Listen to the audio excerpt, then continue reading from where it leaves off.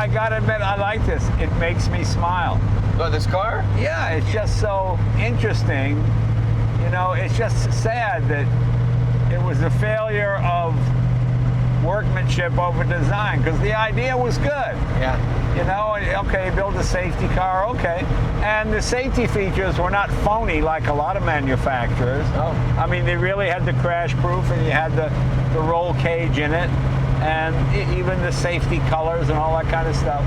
I mean, yeah, it was interesting. Wow. That is great. Welcome to the episode of Jay Leno's Garage. The car we're featuring today, very unusual, 1975 Bricklin SV-1. We'll explain what all that means in just a second. This is a car built in New Brunswick, Canada. Malcolm Bricklin was the man behind it. This, I think, is one of the most misunderstood cars of all time. They got a bad reputation, not for being a bad car, just for being badly built and assembled. These were built in Canada in a brand new factory. I think it was New Brunswick, Canada. They were trying to bring more business to Canada. And Malcolm Bricklin, who you might remember, he brought Subaru into America. He approached the government there with the idea of building a car and getting more work for people in the area. It was a part of the country where unemployment was very high, much like DeLorean did in Ireland. And the government gave him $20 million. But you know, it's not enough to build a car. It's close to it, and they were reasonably successful.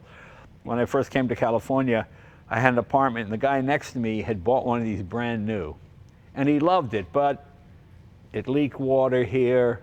The doors were heavy. They stuck all the time. He liked the car. There was just too many little problems, warranty things. You know, when you realize a car has maybe 10,000 parts to it, and there's a different supplier for almost every part. So if you're the guy who's building the car and your suppliers are not doing their job correctly, that's what you wind up with. But in road tests of the period, they tested this against a 1975 Corvette, and it matched it, like at Laguna Seca. It was in the second of the Corvette in acceleration and in handling. It actually did pretty good. This one belongs to my good friend Jeff Dunham, very funny comedian. Let's find out a little bit more. Jeff, come on in. What drew you to this car? I know you like all the oddball stuff, but yeah.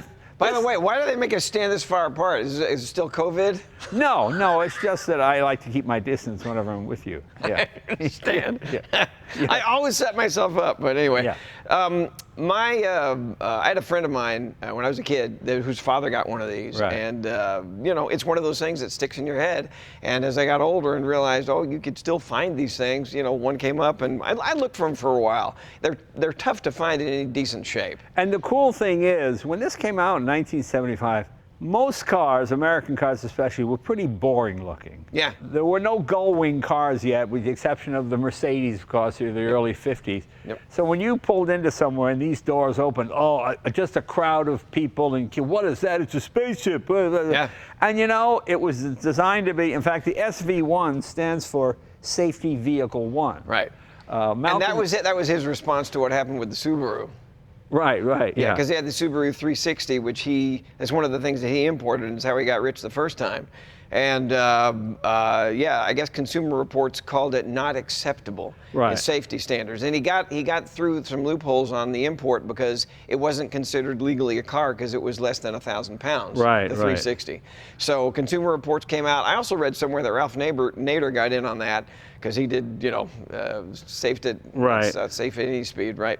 His history of that. And so the Consumer Reports pretty much put the 360 out of business for Malcolm. He also brought in the Yugo. That was, I mean, Malcolm Bricklin was an entrepreneur. Yeah. And he's still alive. Yeah. And, and obviously the Yugo was way after this. Right. But I think this is a response to what happened to the Subaru, because the safety vehicle. Well, it was also a time in the early 70s when safety became a primary issue. Yep. It really was a big deal. Car crashes were 50, 60,000 people dying a year. Oh. Padded dashes, all that stuff really was not that effective.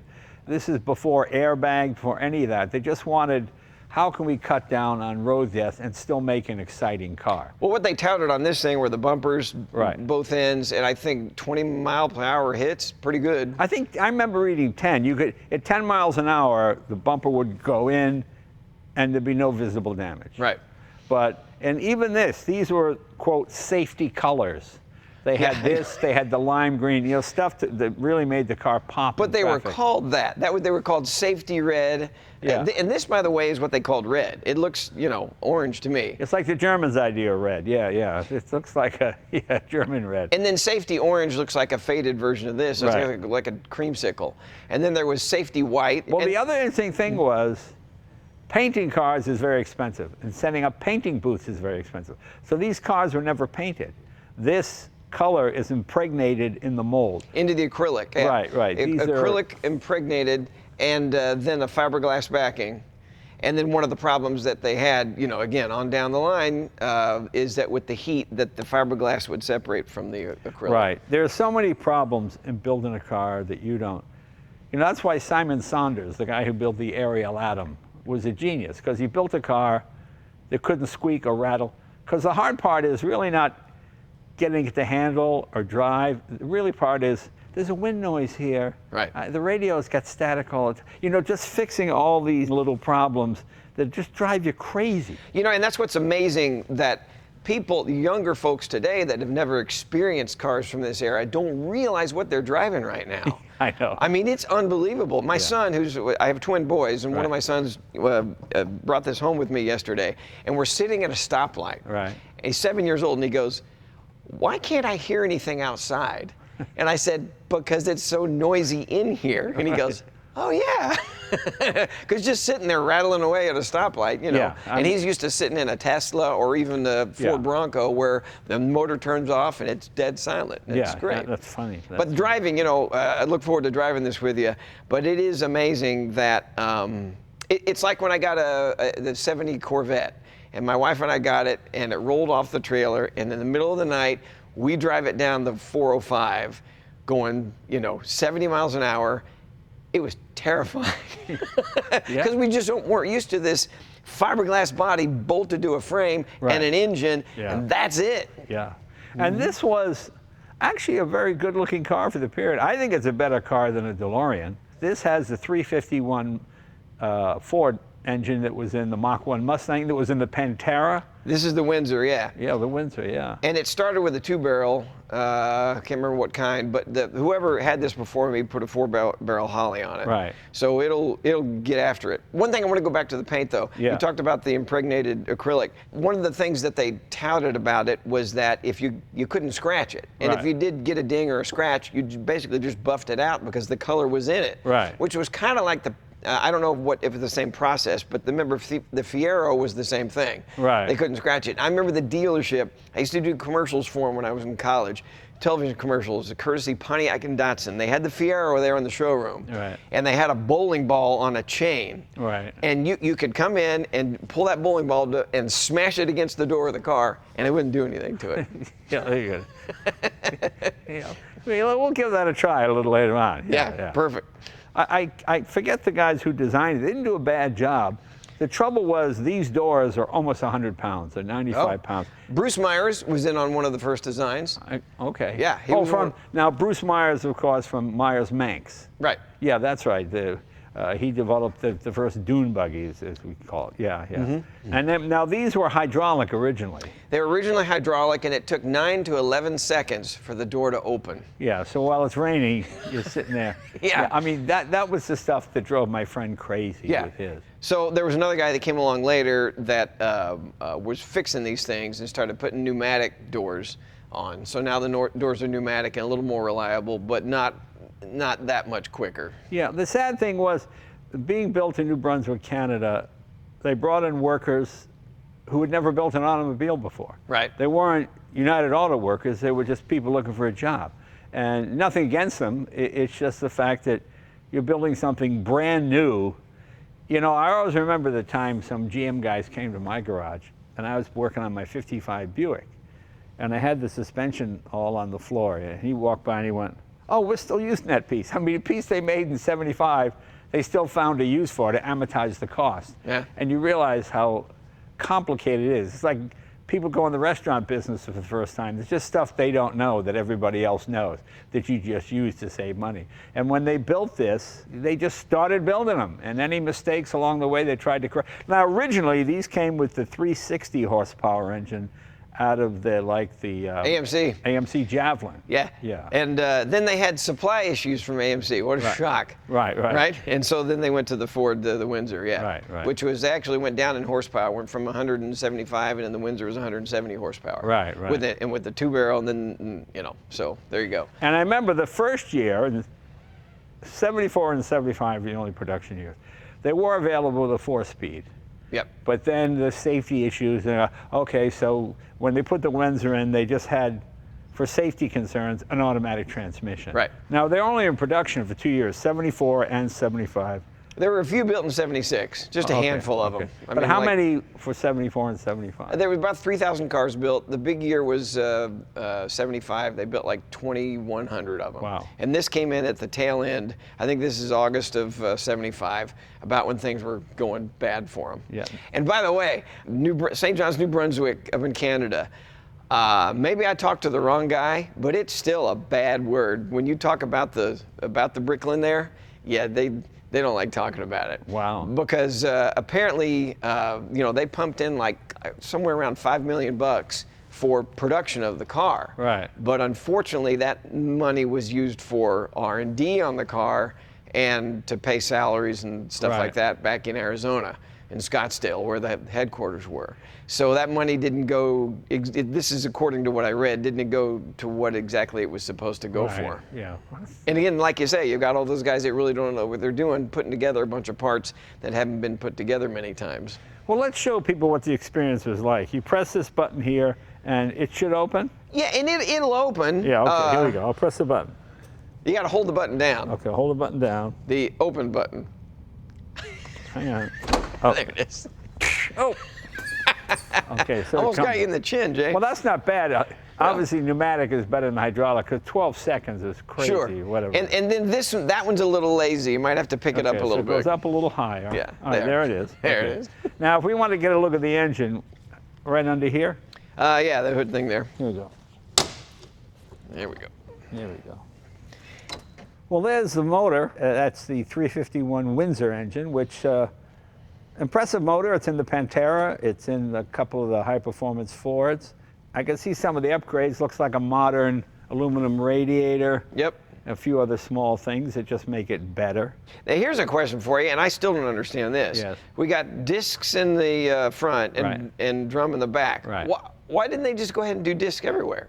You know, it's funny. You always hear those kind of questions. I'll give you an analogy. When they built the Hemi engine, Chrysler, they could build the 440 engine for $5 cheaper. Right. So they stopped production of the Hemi because when you make a couple of 100,000 cars a year, $5 adds up. Adds up. Yeah. And the same thing here. Discs are more expensive. Drums, they've been around for years. The tooling is there. And most cars in the early 70s, if they had disc brakes at all, they were usually just in the front. Only a few exotics, Jaguar and Europe Maserati had 4-wheel discs. So the idea drums were fine and discs were, Right. So that was not unusual. That's another thing when somebody gets in a car like this and drives it and you're not used to that. Yeah. You think your brakes are all soft and something's wrong. It's like, nah, they're drums. I mean, they weren't bad for the time. Yeah. I guess the first American was what? Was that the Corvette? First 4-wheel disc, I think. But that was not unusual. This is pretty much a parts bin car. It's using all off-the-shelf components. Even the taillights were, I can't remember what they were off of, but when they were showing the prototype, off of Pantera. The guy, the designer, some investors were coming. He ran out, took a screwdriver, took the taillights off his Pantera, put it on this so it looked more finished. And they said, oh, that looks good. And that's what they went with. So, yeah. What other upgrades? So you put a pneumatic system on, modern air conditioning, that's vintage air. We put vintage air. I don't know what was in there in the first place. It probably would have been some Ford unit, right. Yeah. Mm-hmm. And again, this was, even according to Car and Driver, a pretty fair competitor to the Corvette. You know, we look back now and kind of laugh and think it wasn't, but they did their best. It's hard to make a car, sure, especially the first year. And you know, and it is fun to drive. You'll see. It's it's a fun experience. But again, you know, you have the luxury of knowing what a car from this period is supposed to feel like, right, and what good is. Right. Because anybody today who's 20-something years old or 30-something years old that's never driven a muscle car or a sports car from that era would think this thing is a piece of crap. Now, to put the door down, do I press the button again, or do I pull it down? No, you hold it and stand out of the way. You hold the button and stand out of the way? Let me see, okay. Let me try this. Yep.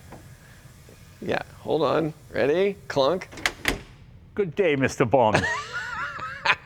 And the windows go down, obviously. Yeah, oh, that's the other thing. They're crank. Oh, they're crank windows. Oh, this fancy-looking sports car. Somebody laughed at me at a stoplight the other day. I'm like, I'm doing this. He's like, yeah, to crank it. Yeah, shut up. Yeah. So again, it's all got to be cost, right? And you realize this is half a century ago. Yeah. I mean, it's a long time ago. Yeah. And compared, if you look at any other cars built in 1975, this looks like it's 10 years ahead of everybody else. Gold wing doors. It's got almost kind of a 240Z kind of. Yeah, the windows, they compared it to the 260Z. Yeah, I mean, that's, yeah. I mean, this was considered a pretty good competitor. Yeah, and it weighs about 3,500 pounds. Yeah. The thing that let it down was just build quality and suppliers not. The little irritations. Yeah. Death by 1,000 cuts. Yeah, my friend that had his, it drove him crazy. Trucked in the door, and then then the hydraulics didn't work, you're inside pushing, and this is a heavy door. Yeah, it's. But you know what? There are a handful of guys that no matter what were really passionate about this thing. Yeah. You used to make fun of me because when Arnold got the Hummer legal in the States for civilians, I jumped right on that thing, and I had one of the very first ones, and I loved that car. Yeah. And here's what I loved about the car. It was giant. It terrible gas mileage. Yeah. It smelled. You could hardly find a parking place. Right. Maintenance hog, and I loved everything about There you go. You're the perfect customer. Exactly. Yeah. There you go. You're what they call a smart buyer.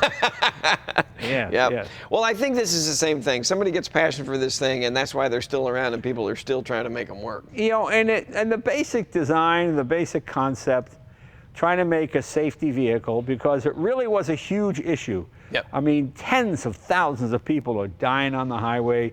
You know, kids coming home from a prom and hitting a tree at 15 miles an hour, and it was really terrible because the manufacturers were really not doing their part. Right. They sold performance, but nobody was selling safety. You know, and this was sort of the answer to that, because I remember glowing things about, oh, this safety car is going to be unbelievable. You know.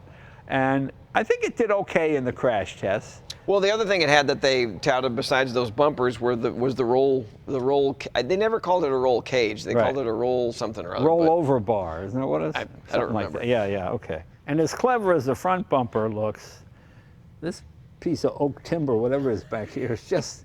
It's just this giant rectangle. Yeah. The oak timber, by the way. I don't think you've ever done, I have the Brubaker bus. Oh, that's right. Yeah, and you know what the front bumper was. Oh, that was wood, wasn't it? Just a big, giant piece of timber. Yeah, that's funny. But by the way, we were talking about opening this thing up. There's a latch inside there that unhooks it. Yeah. And this thing, talk about the hood weighing a ton. This thing weighs a ton as well. It's got struts on it, but. The struts hold it? Yeah, I think so. Okay. Yeah. And you got quite a bit of room, actually, certainly as much as a Corvette. You know, the basic design was good. If only they were able to just fix the quality problems. Yeah. It does really remind me of both the DeLorean and the Z's. It's just got a lot of, this has a lot of everything in it. You really can't put a finger on it. You don't know, and like you said, the design was pretty advanced. You don't know which came first. No, it was interesting. Malcolm Bricklin was a clever guy. And he's still with us. I think he's 80-something. You know, and those guys like Tucker, they're real salesmen, and they have, it's that certain personality that they could sell, you know, a refrigerator to an Eskimo. Right. And they really, Steve Jobs was the same way. They say how you would get caught in his vortex and really start to believe everything that he said. And the press was very enthusiastic about this car when it came out. It was really seen as, hey, maybe that is the future. A sports car that's really safer than, you know, a station wagon or something like that. Yeah. And the first reviews were great. Yeah. They're glowing reviews and all that. And then I have a book that shows the progression of press, and it's just kind of sad what happened at the end. Yeah, I know. But it's like show business. They love you, and now they hate you. Yeah. Well, let's take it for a ride. Can we do that? Absolutely. I've never driven one of these. My neighbor never let me drive his. But I remember he would come out. He just came home one day soaking wet because the roof was leaking on the doors, and there's nothing. I'm curious if you're going to fit. Huh? You're a few inches taller than me, so I... Well, let's see. We'll give it a shot. All right. Let me open this door. Oh, let's shut that. Okay. This is one of those, I don't know what that thing's called, but you got to pick it up and then let it go down. Yeah. And then this giant fiberglass There you go. unceremoniously doesn't close all the way. Now tell me about the headlights. Well, pretty much the vacuum system, and those are my favorite because, you know, on the cars, it's like they're never, you know, it's not like it's It's got like, a lazy eye, yeah. So if you pull it right there, we'll see how they open. Okay, this is the lights here. Well, I turned the headlights on. Do they? Oh, here they come. Here they come. Okay. There's one. It's perfect. Surely when it's running, it'll work better. Oh, here comes the other one. It's not quite. Oh, the sun went down again. Well, okay. It's getting close. Oh, there goes that one. Okay, so they're both up. Oh, Yeah. there you go. Okay. There it is. Wait. Oh, there you are. Okay. Yep. And then Hold on. Wait. There he goes. That's quality. And then when you turn them off, turn it they off. slam down? Is that what it is? No, they don't slam down. Oh, they just... This is one thing we did add. Right. My buddy Edgar added in a button there that will bleed the system immediately. So there's a little micro switch under the dash that you push up. There it is. There it is. Yeah, that says quality. Of course. Yeah, okay. Oh, well. Well, let's take it for a ride. All right. Let's see what she does. Great. All right.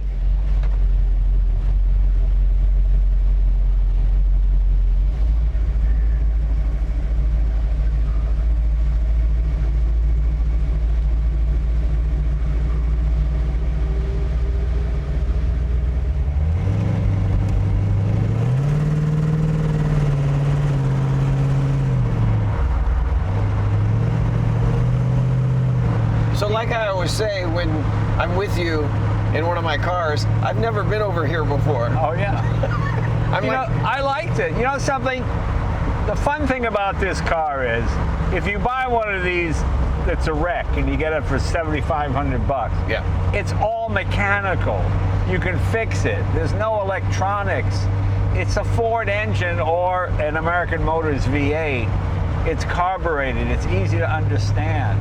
Yeah. I mean, obviously, some of these panels and other pieces might be hard to come by, but I mean, it can be done. It can be repaired. You know, it's. Yeah, and there's a few aftermarket things that people have gone to the trouble of making. Like we talked about this. I'm pretty sure this dashboard was not right. Was not what they supplied, but it's the fake burl wood. It looks great. And it's body on chassis. But the 351's pretty fun, right? You know, 351's a great motor. It was Ford's sort of mid-range high-performance motor. It was in the Fairlanes. It was in the, you know, if you didn't buy the 428 or 429, you got the 351, and that was sporty enough, especially in something lighter weight like a Fairlane or a Mustang.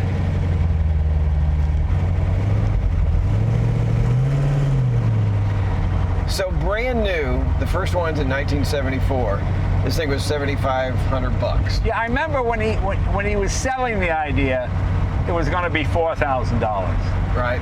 By the time you reached production, it was 7,500. Which was probably, what, 3, 4, 5 years later? Yeah, and then it went to almost 10 grand, right? Yeah, almost 10 grand, which is what this car cost. Yeah.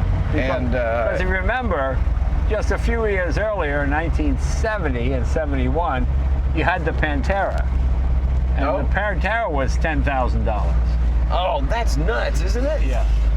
Wow. So no, you know, that didn't help them at all. So in today's money, you know, 10 grand would be about 56,000 bucks. You know, 10 grand, you know, I tend to think of everything as being 10 times more expensive. Oh. A $500 car when I was in high school is a $5,000 car now. If you made this car today, it would probably would have sold for $8,500. You know, the idea when it came out, you go, okay, you got the Corvette here, you got a second-hand Pantera, which one do I do? Right. But this was considered, I'll make a lot of enemies here, not quite an equal to the Corvette of 1975. But if you got a Corvette with the base motor and an automatic transmission, it's about the same as this. Because the build quality is much better because of GM and and all of that. But well, if you wanted to be the guy that was a little bit different and didn't have what everybody else had, and you know, in the reviews, like we talked about before, the reviews at the time, especially the the road and track, the side-by-side stuff. I mean, they were hard pressed to figure out which was the better vehicle. Right, and also, you probably got a break on your insurance because this was not a high-performance car. This was a safety car. Oh, really? Well, I would think so. You know, in the same way that if you bought a Le Mans instead of a GTO, you paid a lot less insurance because that had 326 V8 instead of the 389. So it was considered, you know, more of a family type car. So you think the insurance companies actually paid attention to all that stuff that that Malcolm put into this? Well, they did back in the day. I mean, if you bought a 66 Plymouth Belvedere with a 326 Hemi and you had a teenager, no, you're not getting insurance. I mean, that was it. Right. Right. But you know, it's kind of fun to drive in a retro way. Right. That's what I'm saying. It's so funny to me if you get somebody now who's 25, 30 years old and put them in this, I wonder what they would think. They'd be terrified. Well, you know, this is one of those horsepower cures all problems. You know, you say to yourself, it's kind of rattly, you know, the panel fit isn't good, but goes like hell when you put your foot in it. Yeah, but that's what I'm saying. But the terrifying part is that part that people today are so used to, and that's the lack of noise, the lack of smells, which you just kind of take for granted in this car. You smell exhaust. Oh yeah, okay. But again, I think for somebody who doesn't know, going down the freeway in this thing at 75 miles an hour would be a bit scary. Maybe, not to me. I don't get it. Not to you. I understand what you're saying. Yeah. To me, I think it's great. And on the other hand, it's such a more visceral experience. Oh yeah, I know. I mean, you know, you've got the Plaid. It's just a lot of those senses are gone now. You can't appreciate what you're doing on the road. Yeah. Yeah, this thing, you kind of know where it is all the time. Mm-hmm. I mean, I think it's great. I mean, you're certainly the only kid on the block with one. I mean, they're pretty rare. And the other thing is, I've told you this before, I love magnificent failures. Right. Where these guys had a dream and all good intentions and really thought it was going to be fantastic, and you see how it could have been. Yeah. I prefer the term noble failure. Oh, all right. Because it's not really magnificent. But noble is you put the effort in to make something. Right. And the fun thing about it is, if you get one of these, with not a crazy amount of money, you can make it better than new. Right. You can update it. You can go to four-wheel disc. You can do what you did, like you have vintage air. You have modern air conditioning. It weighs about 15 to 20 pounds less. It's not such a drain on the system. Mm-hmm. You know, there's all kinds of things you can do. This one has got, I think, the later racing heads on it, doesn't it? I don't know. Some kind of Ford high performance. Because this feels a lot more powerful than a standard 351. So 0 to 60 in the day in this thing was, I didn't look it up. Would 8 seconds have been about right?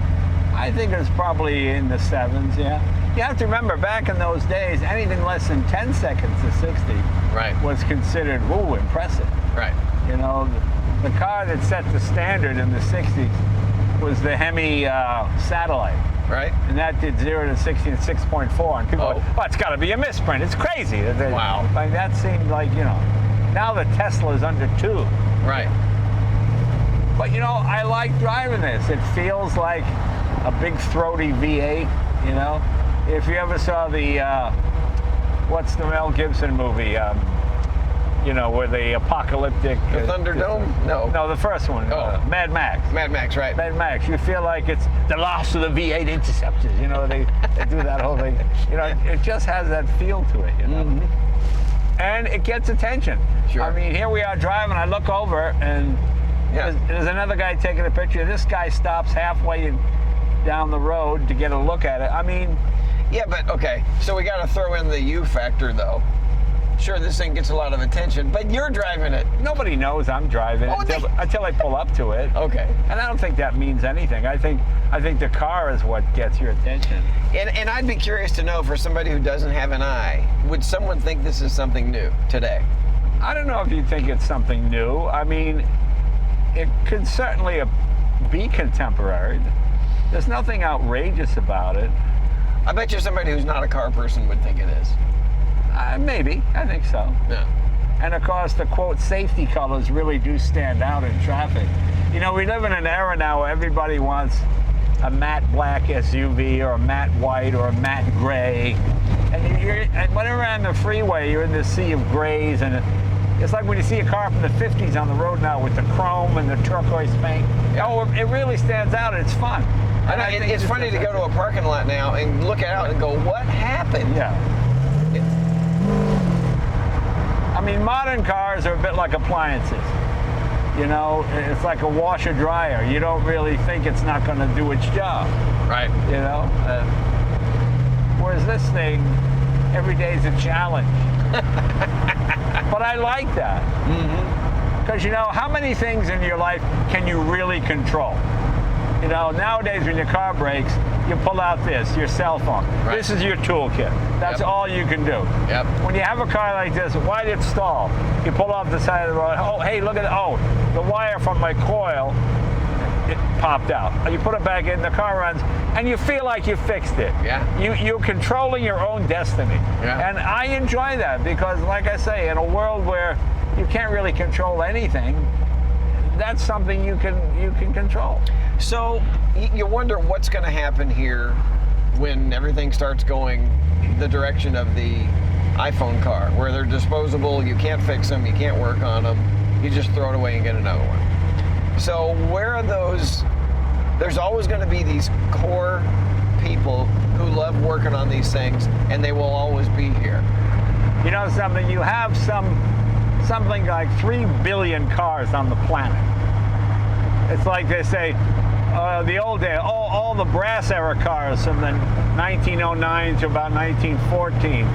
Well, those are some of the most collectible, expensive cars. Yeah. Because people want to go back and relive the experience. They want to feel what their grandparents or their uncle felt, you know. And this is something you can work on. So practically, what's going to happen though with fossil fuel? Let's say it all goes away the way you kind of expect it to, where eventually fossil fuels will be gone, or at least won't be as prevalent. Well, so I'll give you an example. Okay. Back in the turn of the century, there was 60 tons of manure dropped on the streets of New York every day from horses. Right. And horses in the summertime pulling junk wagons and all that kind of stuff would drop dead in the street from exhaustion. They'd cut the reins, leave the rotting carcass there. Okay. Right. Henry Ford comes along with the Model T. Instead of manure, you get a little puff of blue smoke in your face. It doesn't seem that bad. Right. And now there are more horses in America now than there have been at any other point in history. And they're all treated well, and they are used for recreation and for beauty and for show. Gotcha. And people love maintaining them. It's the same thing with a vehicle like this. Someday, a kid who grows up with an iPhone kind of car, this will seem pretty cool. How does that work? And they become interested in it, you know? But then my question is, where's the fuel going to come from? You know, it's really funny that you say that, because when I was a kid and they predicted the future, they predicted flying cars. Yep. Instead of a meal, you just take a blue pill so you wouldn't have to sit down to dinner. Sure. You know, all this stuff that never happened. Right. Nobody predicted you would carry all the knowledge of the world in your pocket every time you went out the door. Yep. You know? Yep. You watch, you will see synthetic fuels come along that right now you have it. Porsche, Lamborghini, they both developed synthetic fuels. The tough part, they're probably 12, 15 bucks a gallon. Right. But that's because they're making it by the gallon. When they start making it by a metric ton, maybe it'll get down just as cheap. Don't forget, when gasoline came out at the turn of the last century, you went to the chemist or the pharmacist and you bought a quart of gasoline for like $5 for your automobile because you were an automobilist, you know? Well, I just fear that the normally aspirated, you know, reciprocating engines, I mean, let's look at other technology. The horse is a great example, but let's say the floppy disk. Every single computer had a floppy disk. Right. Right? And nowadays, if you have information on a floppy disk, you can't access it. It doesn't, it's next to impossible. So, you know, Steve Jobs came along and made the first computer without a floppy drive, and everybody said he was crazy. Right, right. So it just evolved. So that's what I wonder. Are we going to people be left with collections like yours and mine where, you know, there'll be great statues, but 80 years from now, you're already there now. Yeah. You're already there now. Where do you find parts for any of these cars? You don't. Right. You know what you need? You get a 3D printer and you make them. I'm talking about fuel mainly. Just how to keep them running. Well, I think it'll always be available. Right. Well, in our lifetime anyway, it will be. Yeah. Yeah. But it is fun to see what's coming. But I think it's more fun to go back. Yeah, This to me is way more fun to drive this than it is a brand new electric car. This is way more fun. Well, I agree. Yeah. I agree. That's why there'll always be people that want to do it. Right. So what should the RPMs be at 70 miles an hour? I don't know what rear end you have in there. I don't know. It feels like it's somebody put it in there to race. You know, we're so used to cars now having 4, 5, 6-speed, 7-speed transmissions. Yeah. You know, the idea of going down the freeway with 70 at 1,800 RPM was unheard of back in the day. Well, this thing, I think they've got it ready to race because it's at 60 miles an hour, or was it like 2,400? That's about right. Yeah. That's about right.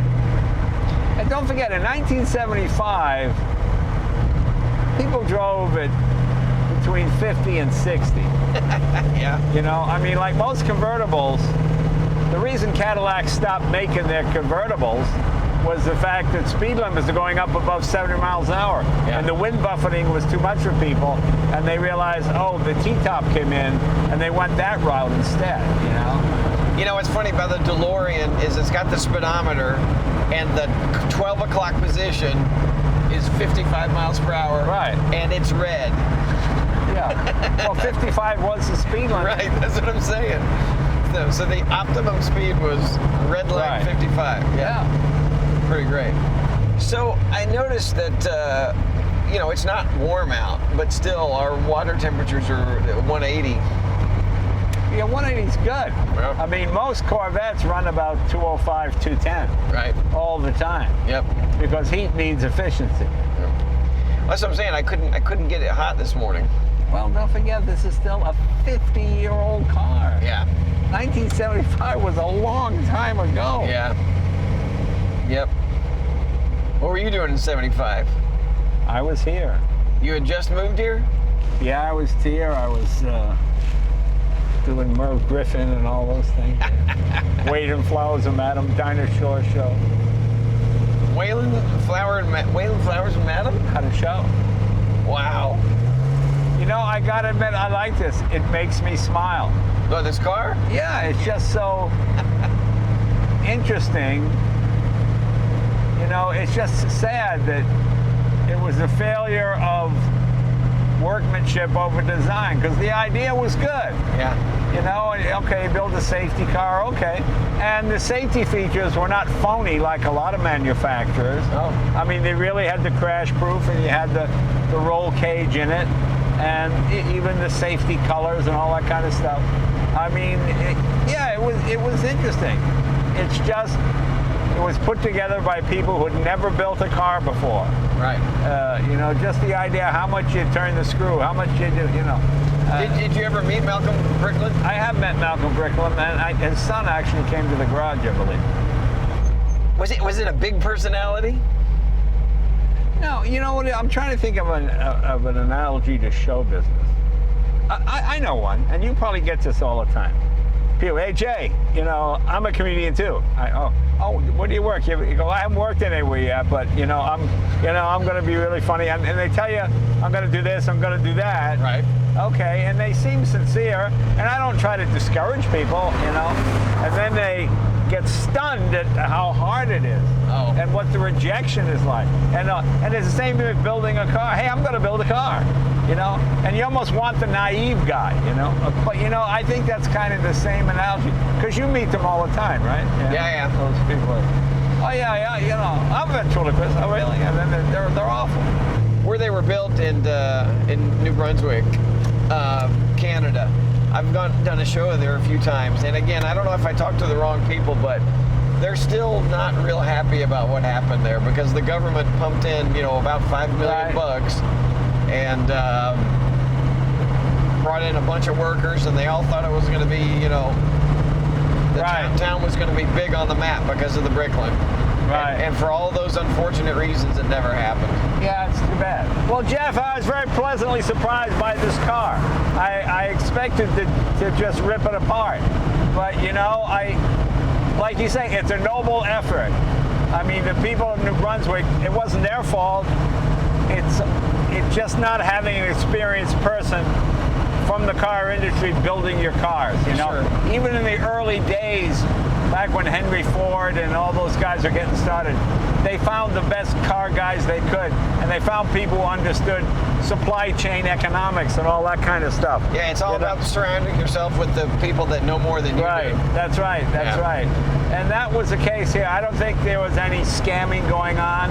Right. I don't think anybody was trying to fool the people of Canada or cheat the customer. They really felt they had built a safety vehicle, and this did pass a lot of the safety tests. Yeah. And Consumer Reports and those people were impressed by it. So, like you say, a noble effort. Sadly, it didn't work out. But if you find one today, especially if you find one under $20,000, sure. You know, I think. And like I said, you could have fun with it yourself. You could do the work yourself, or whatever work it needs, and you end up with a fun car that gets a lot of attention and people love it. Like you said, it's a blast to drive. Yeah. Well, Jeff, thanks again for bringing it. Oh, sure. Let's drop down again, see what she does. All right. See you guys next week.